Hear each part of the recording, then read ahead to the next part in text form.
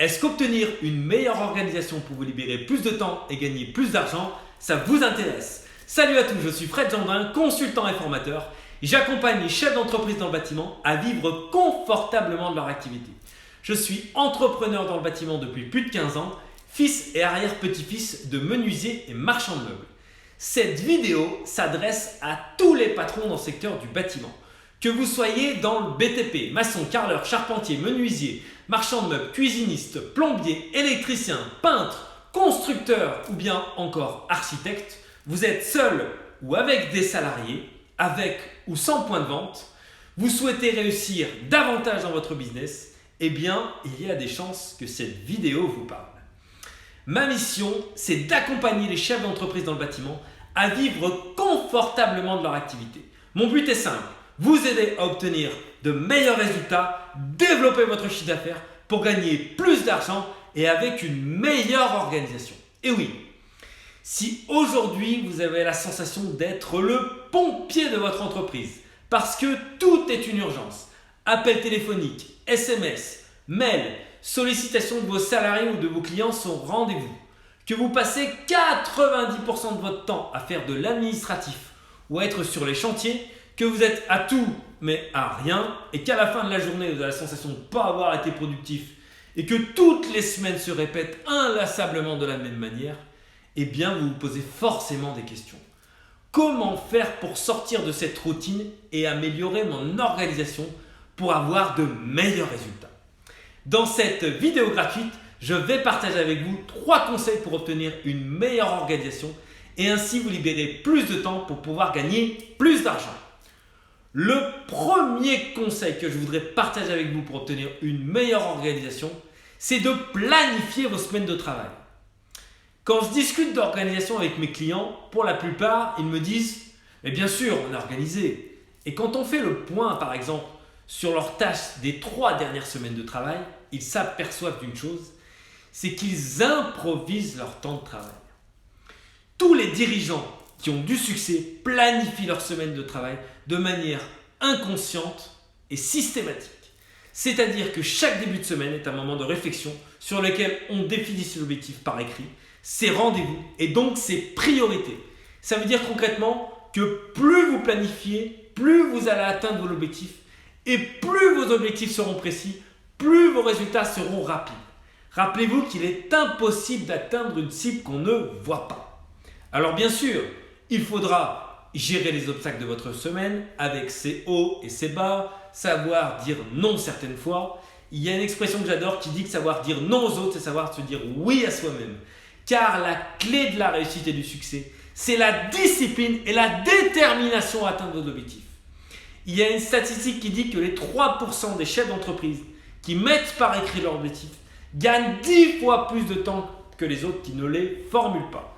Soyez donc précis quant à vos objectifs et flexible quant à la façon de les atteindre. Et si pour vous, au début, mètre par mètre c'est difficile, commencez donc centimètre par centimètre. Vous verrez, c'est du gâteau. Le deuxième conseil que je voudrais partager avec vous pour obtenir une meilleure organisation et gagner plus d'argent, c'est de vous libérer du temps pour ce qui vous rapporte de l'argent.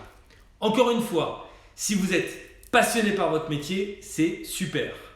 Mais si vous passez 90% de votre temps sur les chantiers ou à faire de l'administratif, eh bien ça va être très difficile pour vous de réussir parce que c'est exactement ce que font tous les patrons qui sont en difficulté.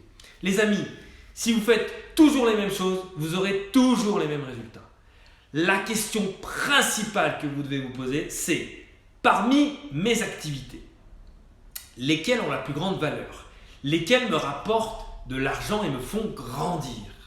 Ma priorité et la priorité de tous les dirigeants qui ont du succès, c'est de passer le plus de temps possible à faire ce qui nous rapporte de l'argent, c'est-à-dire développer nos performances commerciales en vendant plus et mieux tout en continuant à développer son activité. Les choses qui ont le plus d'importance ne doivent jamais être à la merci de celles qui en ont le moins. Si vous voulez propulser votre entreprise au niveau supérieur, vous devez planifier en priorité la vente dans vos semaines de travail. Ça veut dire que le commerce et le développement de votre entreprise doivent occuper 80% de votre temps. Toutes les autres tâches comme l'administratif, les livraisons, le ménage, le travail manuel, etc. doivent être déléguées. Alors bien sûr, si vous venez de créer votre entreprise, il faudra y aller pas à pas, chaque chose en son temps, mais n'oubliez pas que la distance entre vous et vos rêves se nomme l'action. Alors, petit récap. En 1, on a vu ensemble qu'il fallait planifier ses semaines de travail en ayant des objectifs précis.